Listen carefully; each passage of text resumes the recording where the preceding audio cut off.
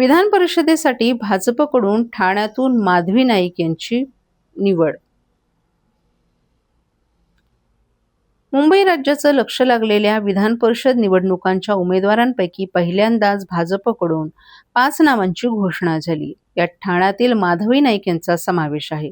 भाजपच्या संसदीय कमिटीच्या मान्यतेनंतर भाजपनं अधिकृतपणे महाराष्ट्रातील 5 विधान परिषदांच्या जागांसाठी 5 नावांची घोषणा केली आहे.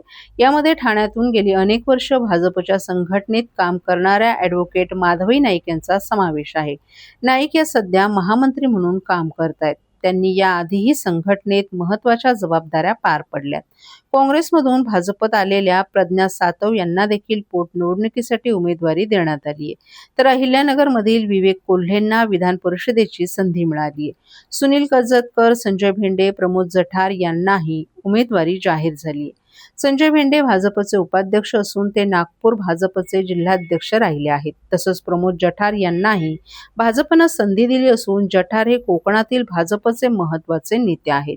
कोकणावर अन्याय होत असल्याची भावना भरून काढण्याचा प्रयत्न भाजपकडून या उमेदवारीच्या माध्यमातून करण्यात आलाय.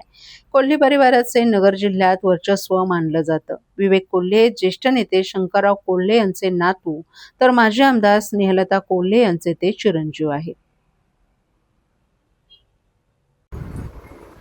विजय कोणाचा आहे? नाही, हा विजय मला असं वाटतं की पक्षाच्या विचारधारेचा आहे.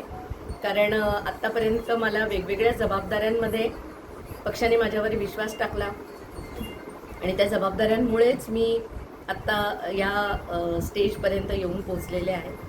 आणि कधीही माझ्यावरती जबाबदारी देताना मी एक महिला म्हणून पक्षाने कधीच माझ्यावरती अविश्वास दाखवला नाही. त्यामुळे मी स्वतःला सिद्ध करू शकले. मागच्या वेळेस संधी हुकली होती, यंदा संधी मिळालेली, काय सांगा?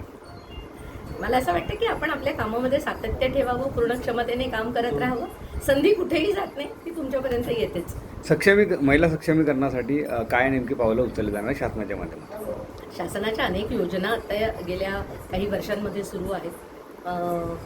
स्पेशली मला असं वाटतं की देवेंद्रजींनी जेव्हापासून मुख्यमंत्री म्हणून या राज्याची जबाबदारी घेतली किंवा माननीय उपमुख्यमंत्री एकनाथजी शिंदे असतील यांच्या काळामध्ये महिला सक्षमीकरणासाठी आणि त्यांच्या सुरक्षिततेसाठी अनेक योजना आलेल्या आहेत सरकारच्या. त्याच्यामुळे त्या योजनांचा लाभ गरजूंपर्यंत पोहोचेल अशा अर्थाने या प्रशासकीय नवीन जबाबदारीतून मी प्रयत्न करेन.